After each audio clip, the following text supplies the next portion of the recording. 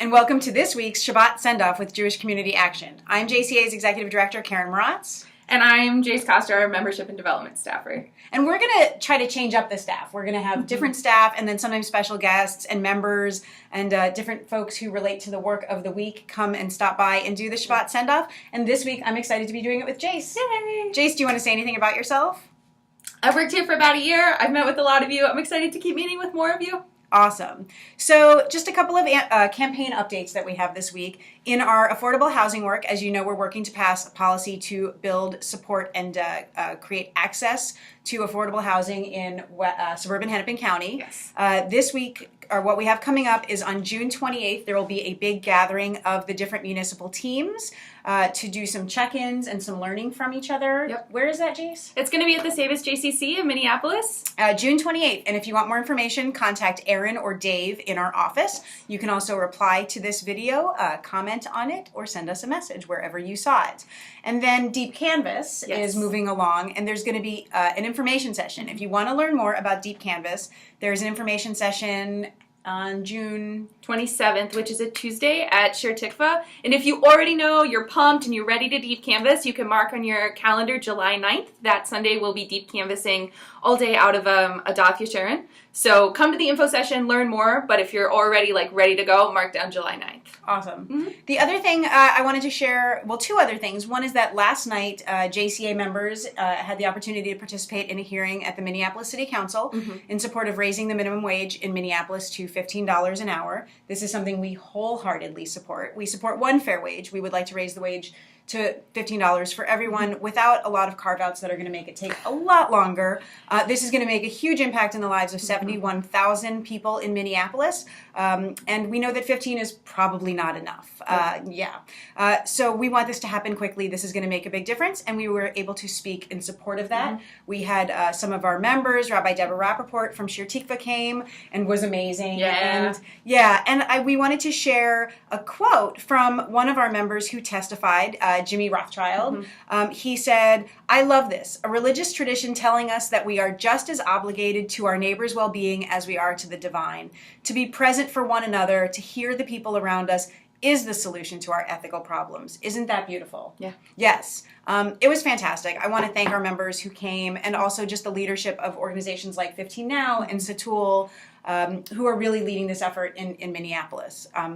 And all of their testimonies will be up online sometime in the next few days. Yeah. So check them out. Yeah. The other thing we wanted to address is that last week, half an hour after we recorded and posted our Shabbat Sendoff, we all learned of the verdict in the Officer Geronimo Yanez trial for the killing of Philando Castile. And so we were unable to react to that in our video last week. I know several of us, though, turned out over the weekend to a number of the activities and marches and responses to that.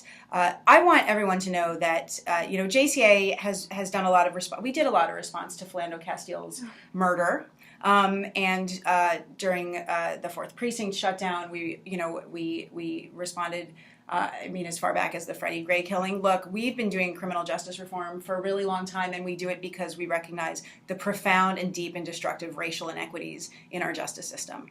And so, while the verdict has been heartbreaking, it has done nothing to change the course of our work. And I believe that we are even more galvanized on a course to fight systemic racism in all places, and specifically in our criminal justice system. Yep. Would you agree? Yeah. Yeah. This is a tough and crucial moment to be doing this work, and we're excited that we get to be here with you to do it. Yeah, and works. To be marching on Friday afternoon before Shabbat and to see so many JCA members. Yeah. So many. To be at every intersection, to have more JCA members joining us, and not even JCA members, but just members of our community, to see Jews really responding as a community to something that is deeply unjust. I think I said Shabbat Shalom more to people at that than I do when I go to services. I know. Oh, Shabbat Shalom! Shabbat Shalom! I know. I was like, duh, good Shabbos, good Shabbos, good Shabbos. we're here, members. We're here for you if you need to respond to this. We're going to do this together. And with that, I'm going to turn it over to Jace for a little Torah.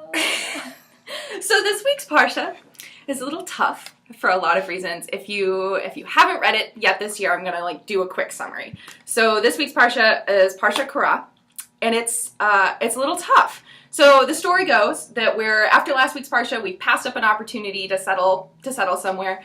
People are in the desert. They're tired. They're anxious. They're not feeling good. Like, tensions are high. Nobody knows where they're going, what they're doing. No one has a clear vision of where we're going together. And so I hate that. I know, right? So we're gonna get to that.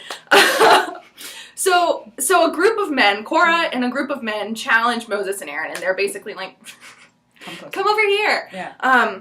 We don't like what's happening. We don't like what you're doing, and we want to be in charge. And God doesn't seem thrilled with that, and says initially, okay, I'm going to punish everybody. And Moses and Aaron are like, please don't do that.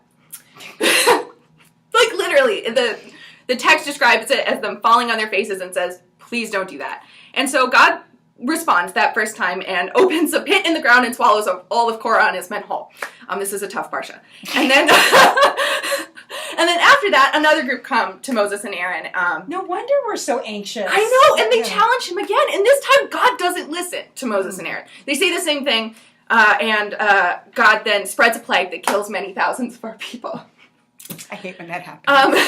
And so in the middle of this, Moses particularly is mentioned in the text as just kind of standing there and like holding this pain and this grief for something he couldn't stop, didn't want to happen, and yet has to care for people through. And at the very end of the Parsha, God commands every house, so all the 12 houses, to bring a staff, like a representative of their house, and overnight he'll show us who the leader is supposed to be, or they'll show us who the leader is supposed to be.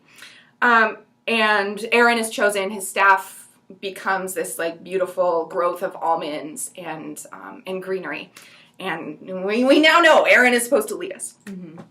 And so this, before I get into like what we can take out of it, there's two really deep problems or immediate concerns when we read this parsha, right? One is that at first glance, challenging authority seems like a dangerous task here. It doesn't work out well. Copious amounts of people die. That's tough. And then second, at the end of this parsha, like the same like patriarchal leadership is just preserved and like entombed as divine will, which is also a challenging part of this Everyone parsha. dies and nothing changes. Right. Yes. But I think that there are a couple things that we can... Okay, but I think there are a few things we can really take out of it that are really valuable and meaningful. And one is the reason why we're all so tense and we're all so angry and tired and yelling at each other in the middle of the desert is because we don't have a vision of where we're going. Mm. We don't see what the future of abundance looks like. We don't know that it can exist. We don't see a land of milk and honey, and that's tough. Mm. Like, it's tough to care for people if you can't imagine a world where there's enough for all of us. Mm. And I think that that's something that we run into in our work all the time. And it's easier to take care of people when we can have that vision like in us and in our bodies. Second is that... Just keep going. I hope that's not a member who's going to be watching this. But so Moses has to hold a really hard task in the middle of this parsha. He doesn't want people to be hurt. And people are hurt. And there's chaos and he can't stop it. All he can do is hold it. And that's like a really powerful image, right? That in the midst of this, in the midst of things we can't control, all we can do is hold each other and care for each other, and know that it will end, and that we can do it together, which is tough because he can't control when it's going to end. He doesn't know when the plague is going to stop. Can you say that again? That in the midst of things we can't control, all we can do... We just take care of each other, right? Mm-hmm. We just hold each other and hold the grief because Moses isn't suffering, but everybody around him is, and so he has to hold that. And finally, at the end, when everybody brings their staff into this main tent, we get a formula for like collective decision making. God maybe isn't as present right now in the form of like staffs growing beautiful almonds in our day-to-day life, so we can't rely on that. But what we can take is like a powerful example of us coming to the tent, making decisions together, and finding that path of abundance together. We might choose a different leader. We might choose more than one leader. But so taking out of this, I'm going to be doing two things during Shabbat, and I encourage you to try with me, is one, to hold a moment to imagine what that land of abundance looks like, so that when we're doing this together, we can come to that.